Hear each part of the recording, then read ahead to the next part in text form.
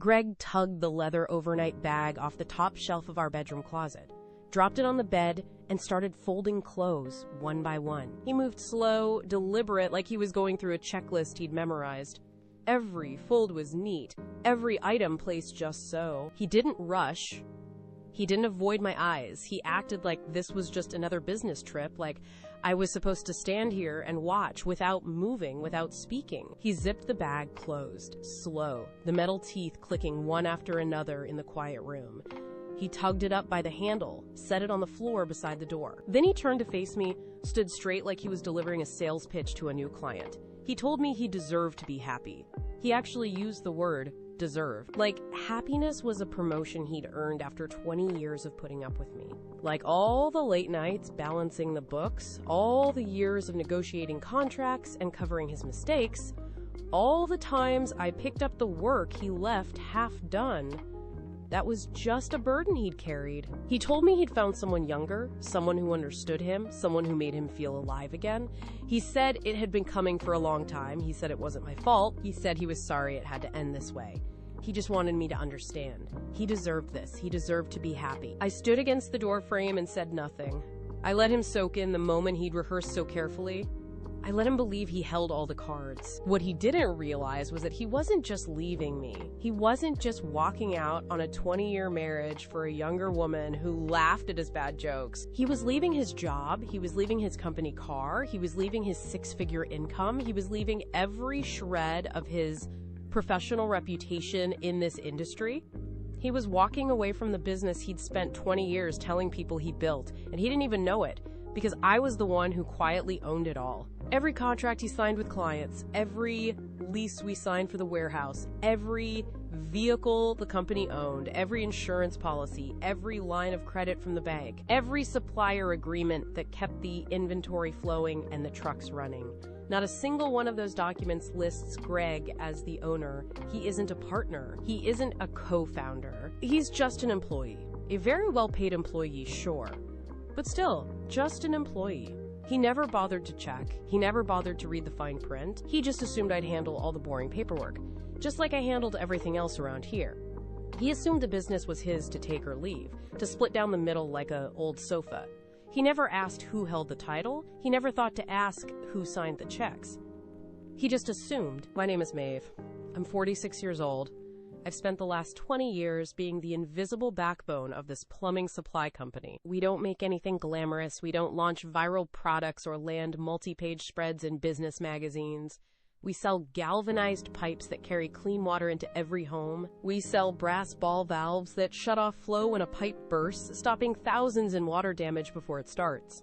We sell rubber gaskets that seal connections tight so no leak drips through a ceiling in the middle of the night. We sell compression fittings that connect pipes of different sizes, the tiny, unnoticeable parts that hold an entire plumbing system together. These parts don't make headlines. No one hangs a photo of a gasket on their wall. No one gives a TED Talk about the story behind their half-inch pipe fitting. But every building in this region runs on what we sell. Every office, every hospital, every new housing development, every old family home. If you turn on a tap and get clean water in this part of the country, there's a good chance the parts came from us. It's not flashy, it's not exciting, but it's essential. And without me, it never would have run.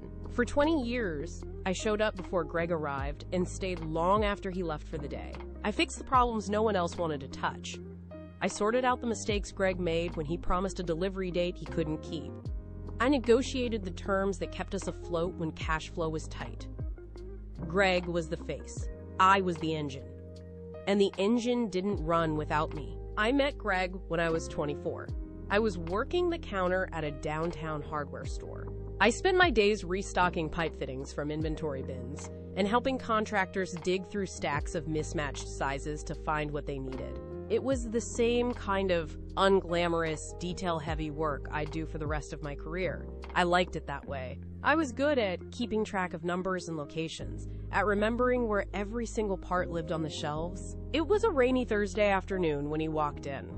The rain had been coming down all morning, turning the sidewalks to dark glass and sending wind through the open front door. His hair was still damp from the walk from the bus stop. He was loud, he was laughing, he filled the whole quiet front of the store with his energy right away. He worked as a salesman for a competing plumbing supply company across town, he told me, right away. Before he even asked for what he needed, he said he'd had a truck breakdown on the way to a delivery, and he needed a replacement part fast for a contractor waiting on a job site. He asked me where the half-inch copper elbows were. I was bent over my inventory sheet, marking down stock counts with a pencil, and I pointed to the bottom shelf 3 rows to his left. I didn't even look up from my paper. I didn't have to. I knew where every part was, down to the 1/4-inch size. He laughed. He said I was the most competent person he'd ever met. He didn't say beautiful, he didn't say charming, he said competent. I should have known then what that word meant to him. Competent was the person you asked to do the work no one else wanted to do. Competent was the person you trusted to handle the boring stuff so you could go have fun. He asked me out 3 times before I said yes. I wasn't playing hard to get. I was just busy. I was always busy, but he wouldn't take no for an answer.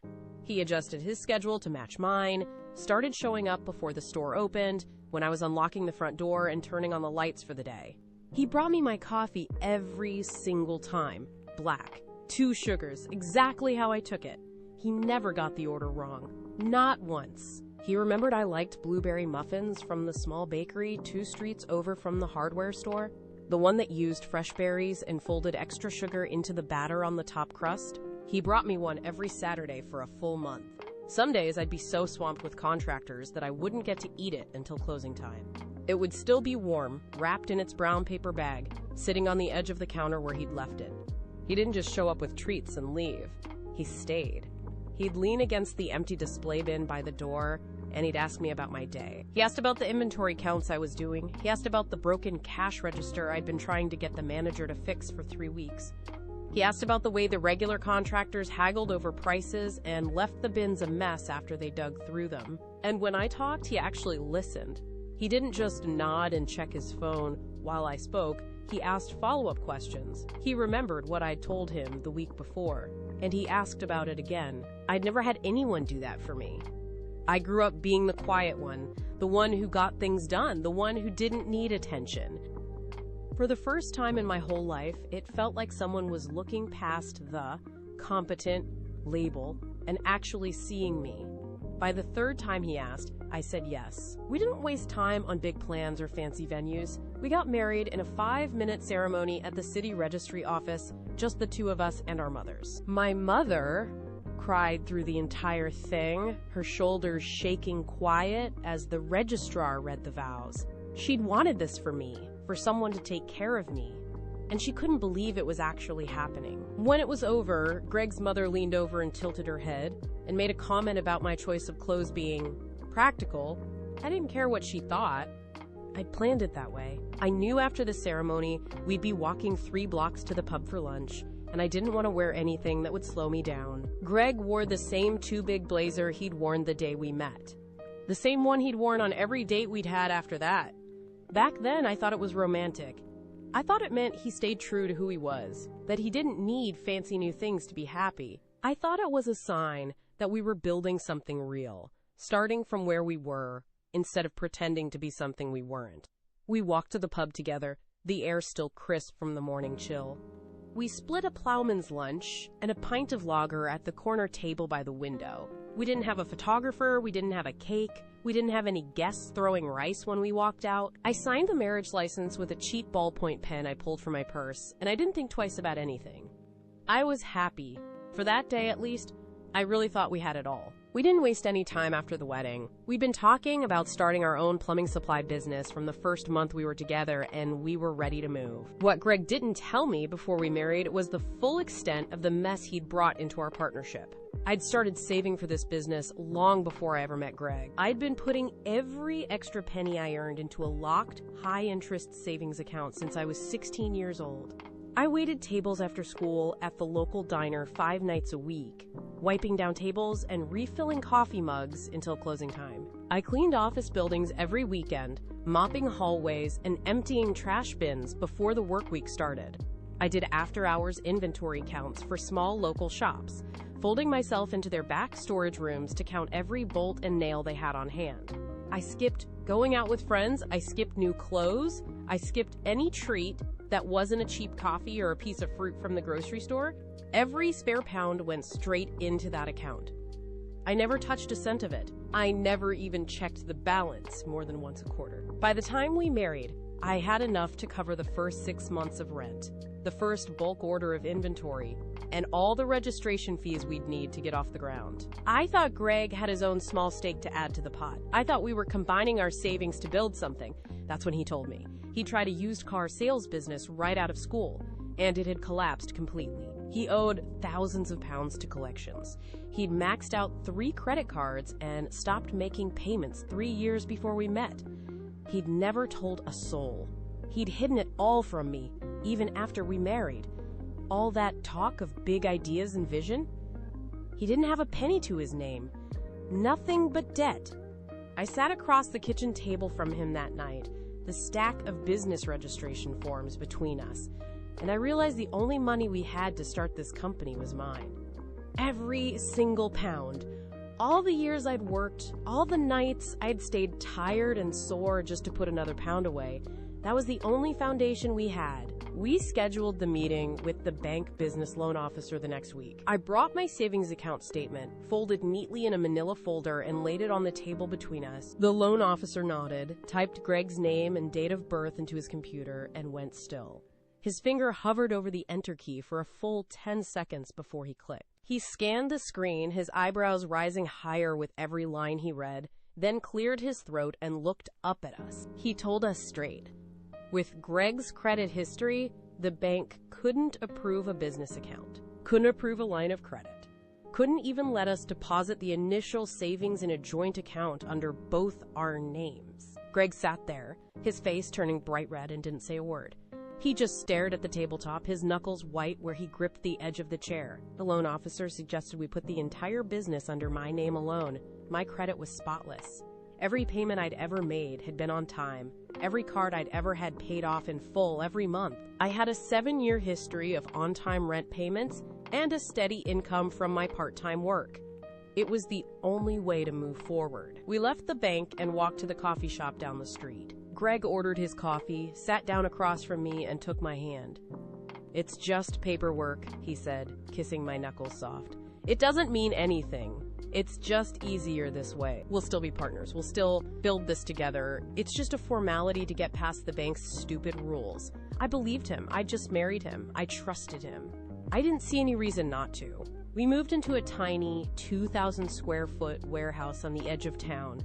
The roof leaked when it rained. Greg bought a secondhand forklift at auction for 500 pounds that broke down at least once a week.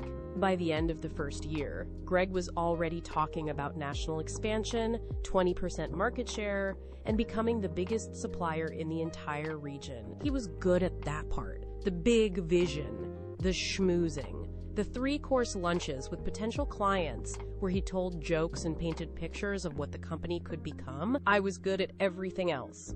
I tracked down reliable wholesale suppliers that would give us net 30 terms when we still had no formal business credit. I negotiated every contract line by line and knocked 10% off our core material costs in the first 6 months. I built our entire accounting system from scratch. Learned how to run payroll by watching free YouTube videos every night after we locked up the warehouse. I hired and trained our first 5 warehouse staff, showed them how to count inventory correctly and load delivery trucks without damaging the fittings. I took the angry phone calls from general contractors screaming because we sent the wrong size pipe. I sorted out the insurance claims when a shipment fell off a truck and got damaged on the highway. I chased down late-paying customers who thought they could wait another 3 months to settle their invoices. Every night, Greg would come back from a long day of client meetings with a full belly and stories of all the connections he'd made. I'd still be sitting at my scuffed back office desk, staying late to balance the books and cut the payroll checks so every employee got paid on time. That's how it worked. Greg talked the business up. I kept it running. That's how it stayed for 15 years. The first years were hard. We barely paid ourselves enough to cover rent on our tiny 500-square-foot flat and groceries for the week. Most nights, we split a tin of baked beans on toast and ate it standing up at the tiny kitchen counter because we didn't have space for a proper dining table. One Christmas, we counted out all the cash we had left after paying rent and the warehouse heating bill and realized we couldn't afford to buy each other real gifts. I'd found a used scientific calculator in a secondhand shop window for £3, and I'd saved my pocket change for 2 weeks to buy it for him. He'd brought home a chunky wool scarf his mother had knitted for him, but it was too scratchy for him to wear, so he wrapped it up for me instead. We didn't have a tree stand for the sad little 3-foot fake tree we'd picked up for free from a neighbor's garage sale. It kept leaning to one side, no matter how we propped it up. Finally, Greg grabbed a red house brick from the stack by the front door and tied it to the base with twine. It held the tree straight. We dragged the box we used as a coffee table over to the rug, spread out newspaper, and sat on the floor to eat cold fish and chips we'd bought from the chip shop down the road. The salt from the wrapper stuck to our fingers. The tree lights flickered every time someone walked past our front door. Greg told stories about what we'd do when we made it big. I laughed and ate my chip and watched him talk. Back then, it felt like we were actually a team, like we were building something solid, one small piece at a time. It felt like we were in it together, no matter how hard it got. I didn't question it. I didn't doubt him. I just believed that what we had was real. I don't know exactly when that warm, solid team feeling faded away. It didn't vanish in one big explosive fight. It eroded, slow, one small cut at a time. Each cut was too small to start an argument over. Too tiny to call him out on, not without sounding like I was overreacting. But added together, they carved a gap between us that I couldn't cross anymore. The first time it really registered, he forgot my birthday entirely. He woke up, kissed my cheek, and drove straight to the golf course with his new business contacts. He came home at 10 p.m., beer on his breath, no card, no gift, no apology. When I reminded him, he blinked like he'd never heard the date before. "Oh, sorry," he said. "I'll make it up next year." He didn't. He never did. The pattern held. I worked until 11 p.m. one rainy Tuesday night, finishing a 50-page contract proposal for a new hospital development that would triple our annual revenue if we won it. I locked up the warehouse, drove home through standing water on the roads, and walked in the door to find him on the couch watching football. An empty pepperoni pizza box sat open on the coffee table. He'd eaten the whole thing, not a single slice saved for me. When I asked for a plate to make myself a sandwich, he didn't even pause the game to hand me one. I stopped being his partner, the person he'd built this thing with. I became his back office support staff. The gap got wider, the silence got heavier. The team feeling I'd held onto for so long was gone. It just left. Nothing. A quiet space where what we had used to be. Tanya started as our receptionist about 2 years before everything fell apart. She was 28, fresh out of a business college course, and she brought so much loud, bright energy into the quiet front office that the air felt different the first day she walked in. She looked at Greg like he was some kind of genius, like every half-baked idea he pulled out of thin air during sales meetings was revolutionary. Like every terrible pun he told was the funniest thing she'd ever heard. She'd laugh so hard at his jokes that she'd snort, and he'd preen, like he'd just pulled off a brilliant stand-up routine, instead of a dumb joke about pipe threads. She learned how he took his coffee within 3 days. Cream, 1 sugar. And she brought it to his desk every morning without him having to ask. That's how I knew what she was doing. I had done the same thing for Greg, once, when we were dating. She told him he was a visionary, that most people just couldn't keep up with his big ideas, that Maeve and the rest of us were too stuck in the details to see what he saw. She touched his arm when she laughed at his stories.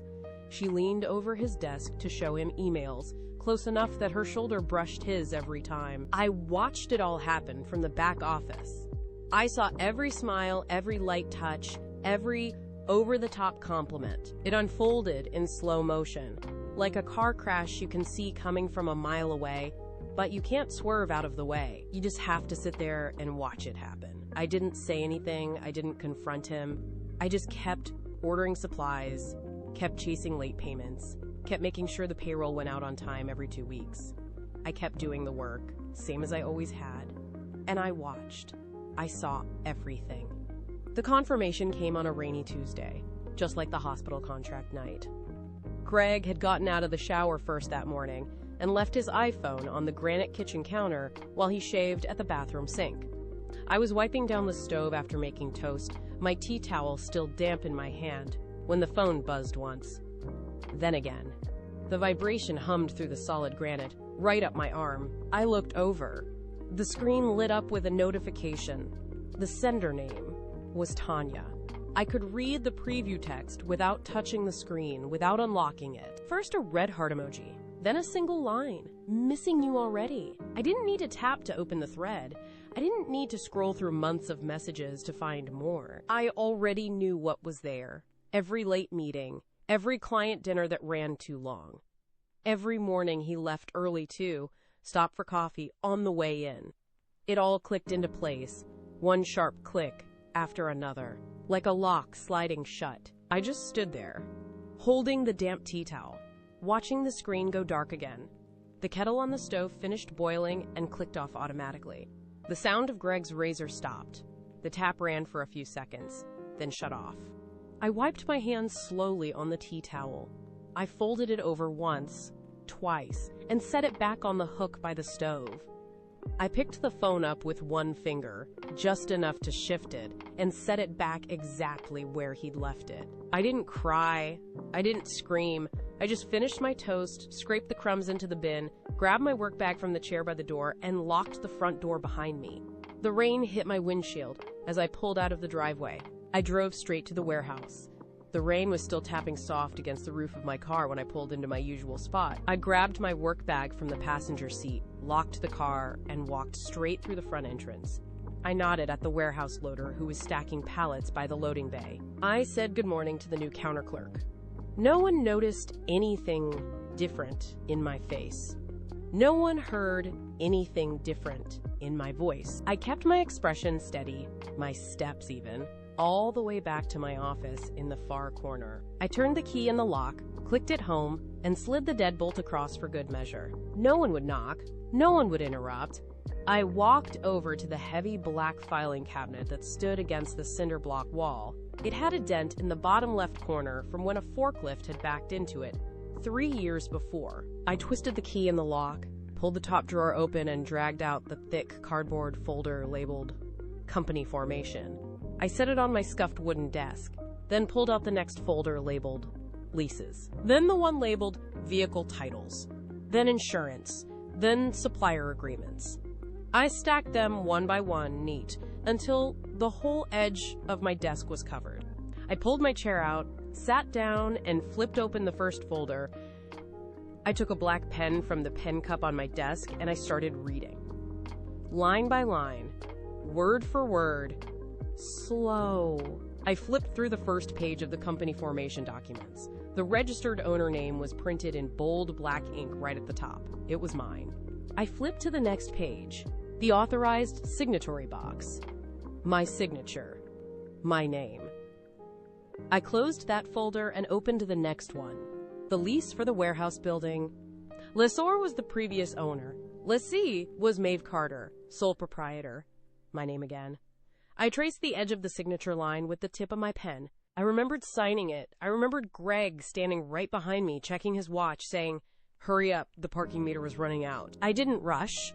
I signed every line, dated every page, copied every number exactly where it needed to go. Greg never even glanced at the fine print. I moved on to the vehicle titles. The 4 delivery trucks. The sedan Greg drove every day for client meetings. The box truck we bought last year to expand our delivery routes. Every title, every registration, every insurance policy, my name, all of it. I opened the supplier agreements folder, one by one, the wholesale contract for galvanized pipe, the bulk deal for rubber gaskets, the new line of brass valves we'd picked up 6 months before. Every single contract was signed by me, listed me as the sole owner of the business. I flipped through the employment agreements for the full-time staff. I found Greg's. It listed him as Senior Sales Director, at a base salary plus commission, with the standard non-compete clause and the severance terms outlined in black and white. That was it. That was all. Greg was just an employee. A well-paid one, sure, but nothing more. 3 weeks stretched out slow. Each day, a careful performance I'd rehearsed in my head before I even got out of bed. I woke up at the same time every morning. I made the same coffee, black with 2 sugars, just how I always did. I set his mug down next to his place at the table, right where he expected it. I made meatloaf for dinner on Sundays, just like I'd done for 15 years. I folded his laundry and put it away in his drawer, sorted his socks just the way he liked them. I smiled when he rambled on about his golf tournaments and his client lunches. I nodded when he complained about the warehouse staff, about Tanya's messy desk, about the leak in the men's bathroom that the maintenance guy still hadn't fixed. I drove to the warehouse every day, locked my office door, and mapped out every step. I called my lawyer. I went over every line of Greg's employment contract with him, twice. I made a list of everything that needed to be done the day after he left. I changed the passwords on every company system, added a second layer of authentication that only I had access to. Once, Greg knocked on my office door when I was halfway through a call with my lawyer. I hit mute on the phone, told him to come in. He leaned against the doorframe and asked if I was booking the venue for the annual company Christmas party. I told him I already had the deposit down, same place as last year. He nodded, said that was good, and turned to leave. He never even noticed the lawyer's letterhead sitting right out on my desk, the open contract file right next to it. He never looked close enough to see the list of steps I'd written down in my notebook, the one labeled post-departure. 3 weeks ended, just like they started, quiet and normal. I wiped my hands on a dish towel and waited for him to start. Greg pushed his chair back from the table and stood. He smoothed his hands down the front of his trousers, the same charcoal suit I'd bought him for his 40th birthday, already pressed and ready for the moment. He moved to the center of the living room like he was stepping onto a stage he'd marked out in advance. He cleared his throat once, loud, to get my full attention. I didn't say anything. I just sat there, my hands folded in my lap, and waited. He started slow, just like he'd practiced. He said he hadn't been happy in a long time. He said the marriage had been dead for years, that we'd just been going through the motions, sleeping in the same bed but living separate lives. I let him say it. I didn't interrupt. He paused, shifted his weight from one foot to the other, and brought her up. Tanya. His voice got a little softer, a little warmer when he said her name. He fumbled the next sentence for half a second, cleared his throat again, and recovered. He said what he had with Tanya was real, it was alive, it was everything our marriage hadn't been in years. He said it wasn't my fault, exactly, we'd just grown apart. He deserved to be happy. He actually used that word, just like I knew he would. Deserved. Like it was a paycheck he'd earned after 20 years of putting up with the quiet, boring wife who handled all the boring paperwork. He leaned forward a little, like he was offering me a generous, reasonable deal. He said he hoped we could keep things amicable for the business. He still wanted to do what he did best. He wanted to keep his job, his company car, his 20% stake in everything we'd built. He just needed me to step aside. That was all. He'd worked hard for this, he said. He'd earned his chance at a new life. He finished speaking and stood there, breathing a little heavier than he had been, waiting for my answer. He was so sure I'd cry, or yell, or cave. He was so sure I'd give him everything he asked for. I didn't cry. I didn't yell. I didn't lean forward to beg him to stay. I just sat there, still, for a full 10 seconds after he finished speaking. The clock on the wall ticked once, twice. The refrigerator hummed low in the kitchen down the hall. I could hear the wind tapping a branch against the side of the house, the same as it did every night. I stood up slow, my movements smooth, no shake, no tremor. Greg's eyebrows twitched just a little. He wasn't expecting this. He was expecting chaos, not calm. I walked past him, across the living room to the kitchen tap. I grabbed the clean glass from the draining board, turned the cold tap on full. Water splashed into the glass, cold and clear, beads of condensation forming immediately on the outside. I carried it back, set it down slow on the coffee table right in front of where he stood. He blinked down at the glass, then back up at me. My hands stayed at my sides, steady. I didn't fidget. I didn't look away. I felt that sharp, clear clarity settle over me, the same kind I got when I was halfway through a complicated inventory count, every number lining up just right. I've been ready for this for 3 weeks. I've gone over every question, every line, 100 times in my head. I opened my mouth, and my voice came out even, no shake, no rise, just plain and steady. "Greg," I said. Let me ask you one question. He shifted his weight again, his shoulder hunching, just a fraction, like he was stepping back from a blow he didn't see coming. What? He said. Whose name is on the company registration? Greg stared at me for 3 full heartbeats. His mouth hung open just a little, like he couldn't believe the question wasn't what he expected. He'd practiced every line of his speech, every excuse, every plea for amicability. He never practiced answers to this. He blinked once, hard, like he was shaking a fog out of his brain. He wet his lower lip with the tip of his tongue and shifted his weight again, this time so far forward his shoes scuffed the edge of the rug. Yours? He said. His voice came out thinner than he wanted it, higher, with a faint waver he couldn't hide. He tried to clear it, tried to push it back into that confident sales pitch tone he'd used for the whole speech.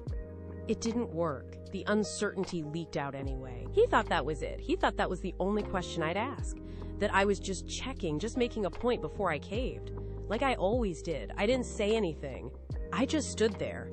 My eyes locked on his and waited. The clock on the wall ticked again. 1, 2, 3. The condensation on the glass he hadn't touched ran down the side, left a dark, wet ring on the wood of the coffee table.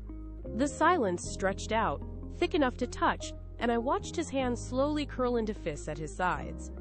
The faint, confused smile he'd tried to tug onto his face faded completely. Okay, I said. Next question. Whose name is on the warehouse building lease?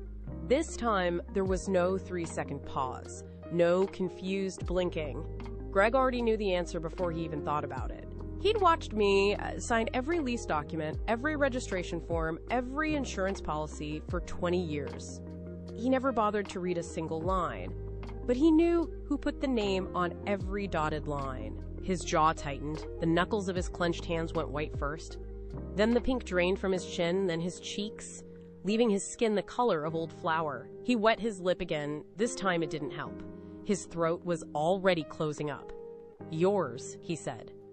The words came out so slow, so low, they barely carried across the living room. His voice was hollow now, all that confident, booming sales pitch gone, like someone had pulled the plug out of a barrel and let all the air leak out. He shifted his weight forward, like he was going to step around the coffee table, like he was going to grab my arm and yell that this was a trick, that I couldn't do this. He stopped when he saw my face. There was no anger there. No triumph, no tears, just that same steady, blank calm. I'd gotten here 3 weeks earlier. I'd already felt all the things he was just starting to feel now. He dropped his shoulder back, his heels scuffed the rug again, and he shifted back to where he'd been standing. He couldn't look me in the eye anymore. His gaze dropped to the wet ring on the coffee table, to the cold glass of water he hadn't taken a sip of. The clock ticked again. I let the silence hang, just like before, let him sit with the answer, let him feel the weight of it settling on his chest. I didn't rush. I had all the time in the world. I opened my mouth, and my voice didn't change. It was still even, still steady, still that same plain tone that had signed every check and settled every dispute for 20 years. One more question, I said. The company car you drive every day. Whose name is on the title and the insurance policy? Greg's head snapped up. The last of the color drained out of his face. All of it. Gone. Like water running straight out of a cracked sink, down the drain, leaving nothing behind. His mouth opened. Closed. Opened again. The words came out a barely audible whisper. Yours, I nodded. Just one sharp, slow nod. I didn't smile, I didn't frown, I just confirmed what he already knew. That's right, I said. Everything is mine. All of it. The company registration, the warehouse, the inventory, the supplier contracts, the line of credit.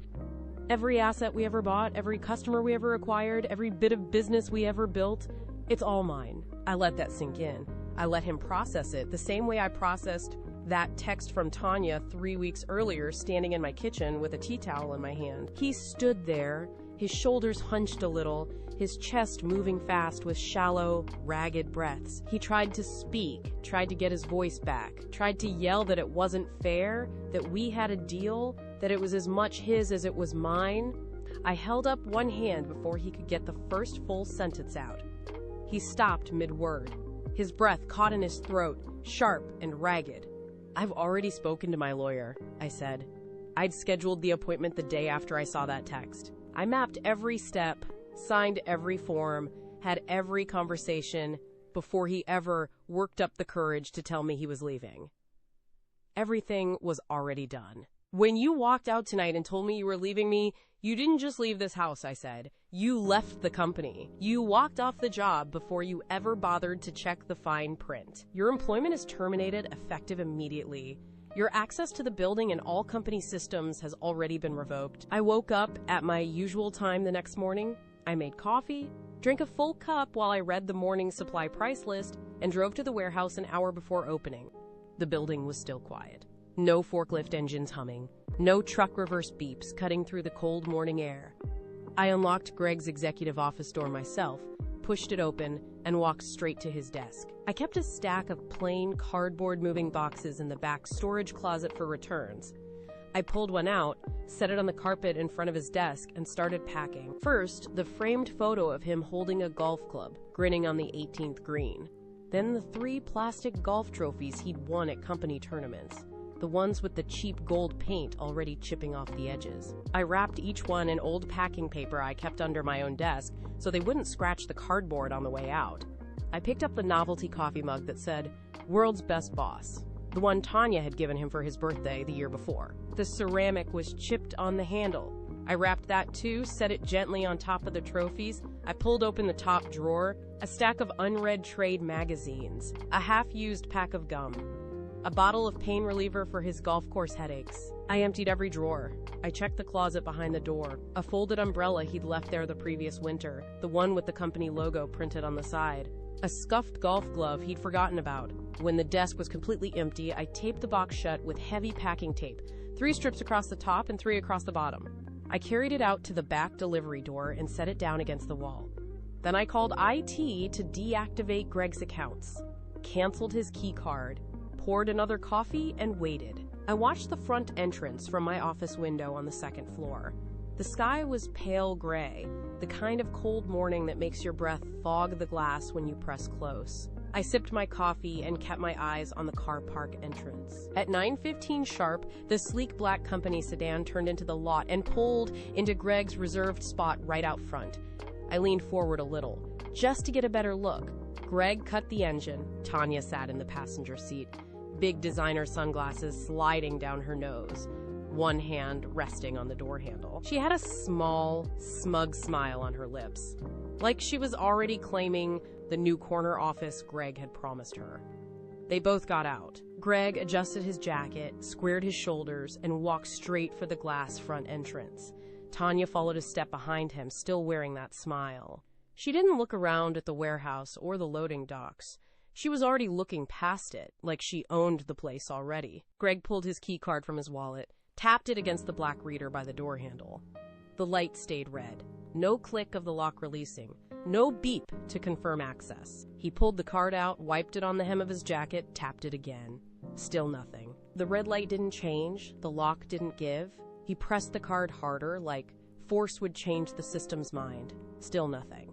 A faint red flush started climbing up his neck, spreading across his cheeks, all the way to the roots of his hair. He slammed his fist against the glass, once, hard, then again.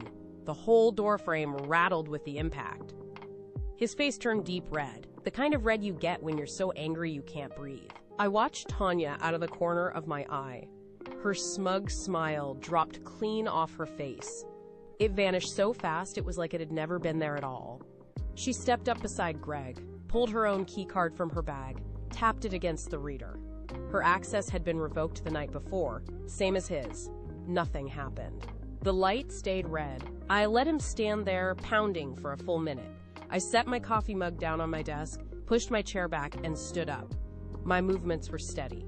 No shake in my hands. No rush in my breath. I walked down the stairs from the 2nd floor, my shoes clicking slow against the concrete steps.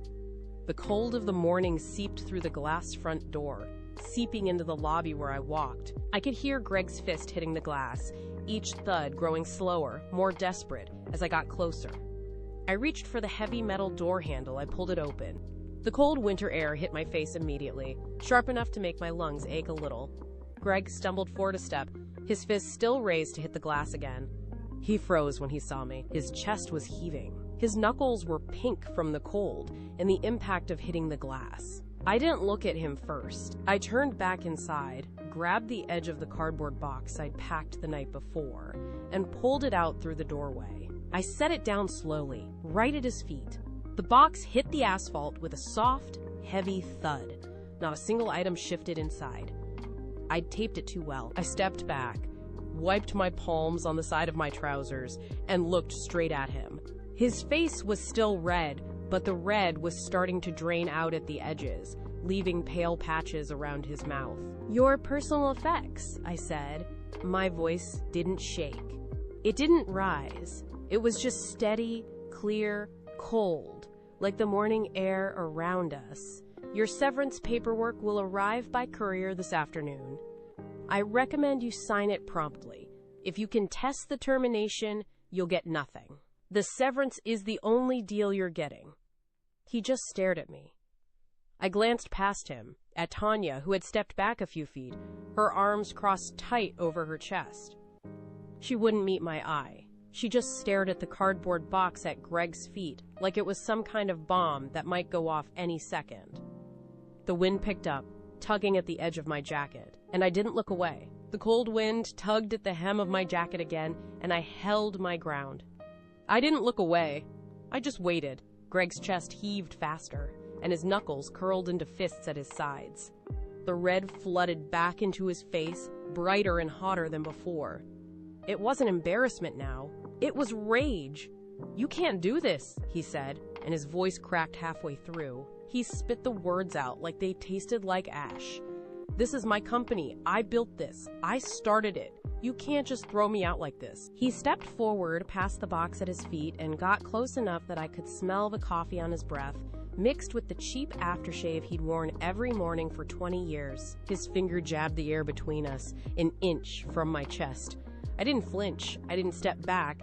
I just stood there and let him yell. He went on, his voice getting louder and more desperate, saying I'd lost my mind, that I was bitter, that I was throwing away everything we'd built together just because I was hurt. He said I'd ruin the business without him, that no one would work with me, that I'd be bankrupt in 6 months.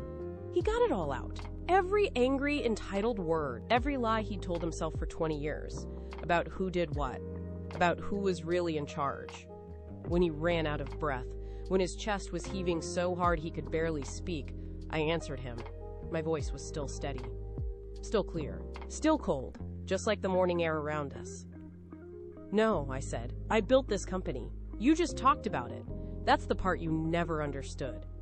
You got up on stages and shook hands and told people how brilliant you were. I did the work. Every line of every contract, every late night fixing the payroll, every angry customer call you refused to take. I did it."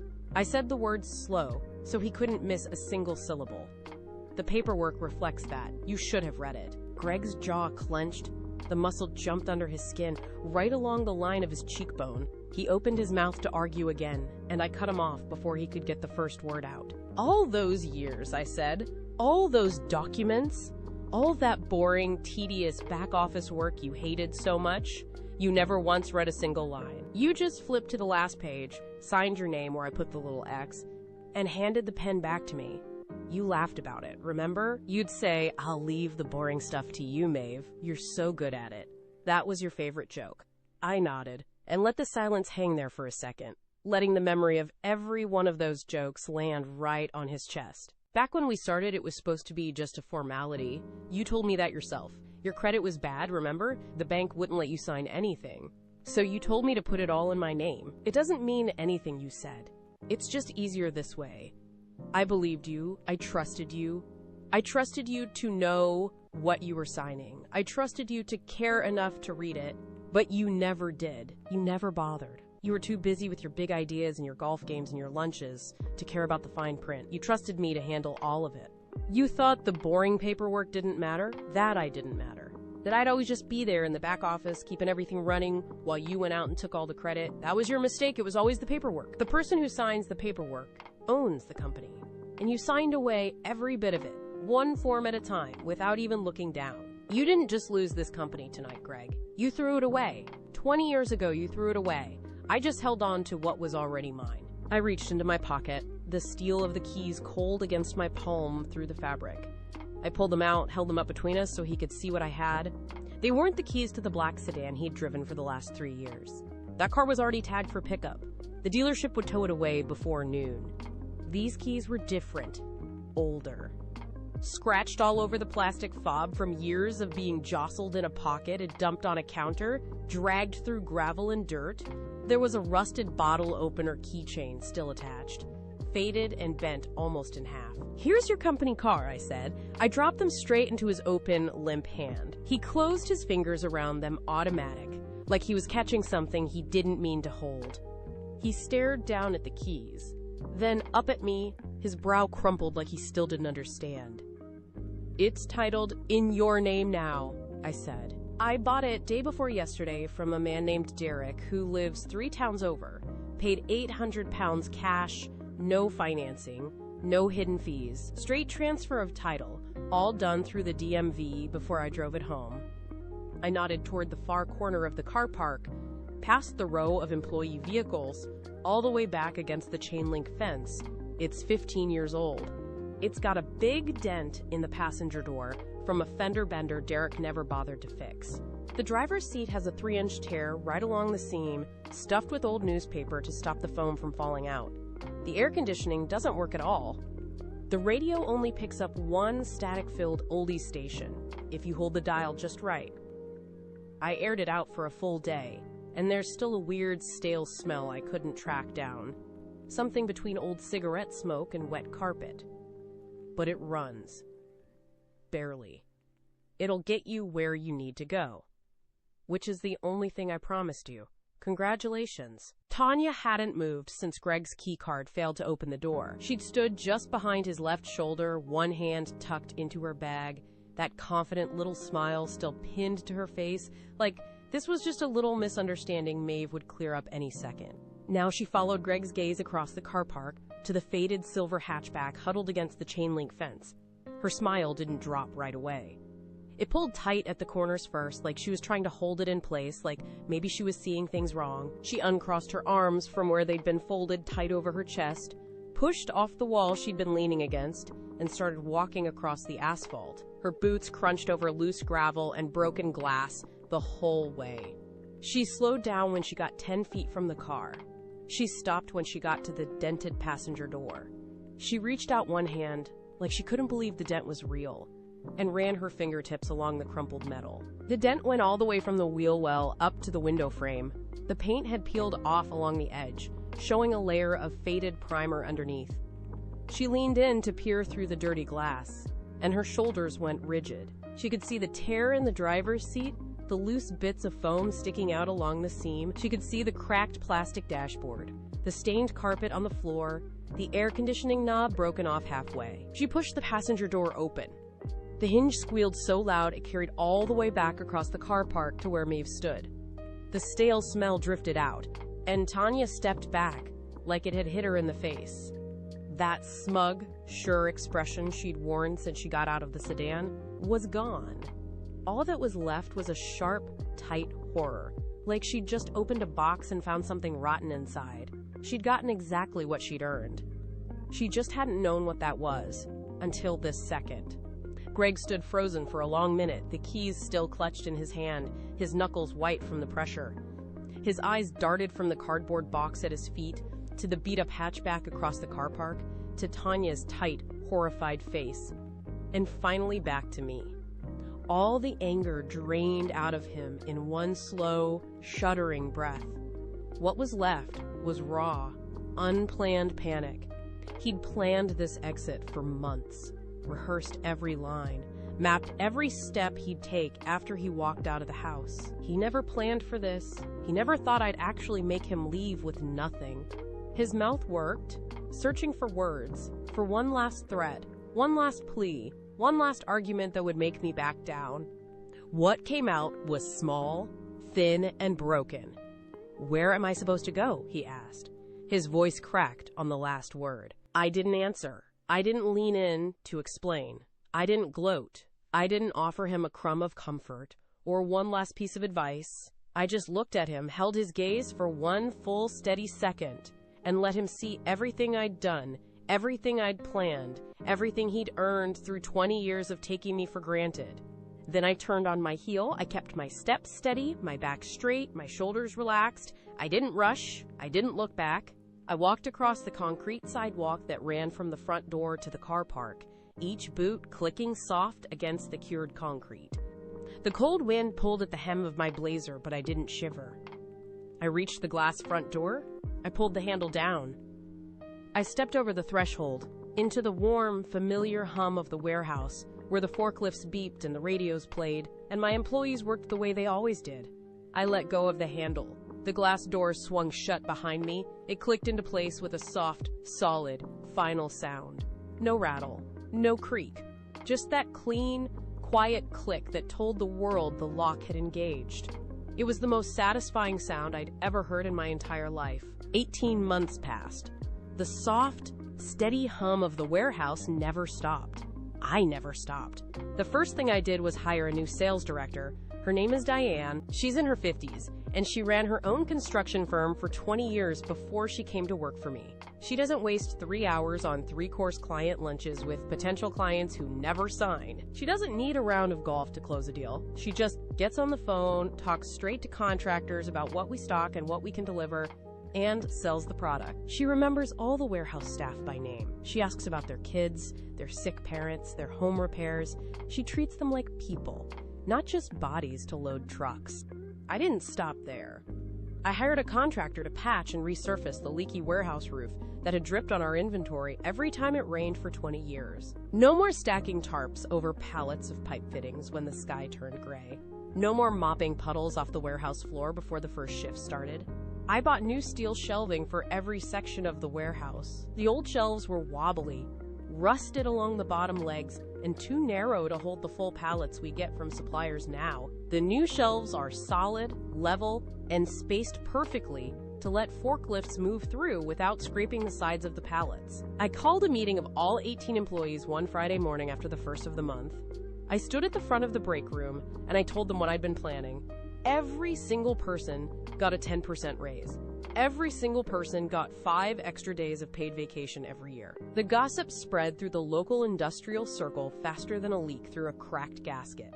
3 months after our divorce was finalized, Greg married Tanya. He rented a small 2-bedroom flat on the edge of town, put what little savings he had down on a secondhand sofa and a cheap dining set, and started talking about building his own plumbing supply business from scratch. She still talked about him like he was a brilliant visionary who'd been wronged by a cruel ex-wife. That illusion held for 7 months. I heard the news from an old supplier who still drops by the warehouse for coffee once a month. She left him, packed her bags while he was out at a sales meeting, locked the flat, and moved in with a real estate agent who owned a new SUV and a beach house on the coast. He told her he was building something big.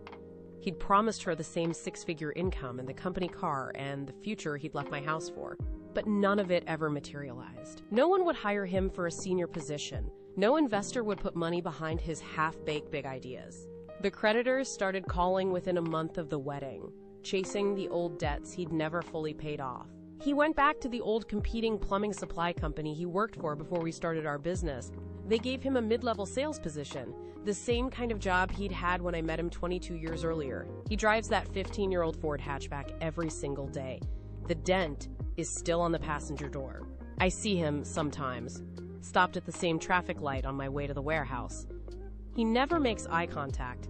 He always looks away, fast. I kept Greg's framed wedding photo on my scuffed back office desk for almost a full year after he walked out. I didn't keep it because I missed him. I didn't keep it because I held on to some old dream of what we could have been. I kept it for me. I kept it to remind me what it feels like when the whole world writes you off as the quiet one in the background.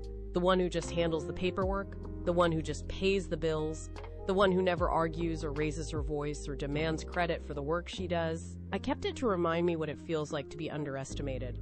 For 20 years, everyone looked at Greg and saw the face of the business. The loud, charming guy who gave the speeches and shook the hands and told everyone he built it from nothing. No one looked twice at me. No one asked who negotiated the contracts.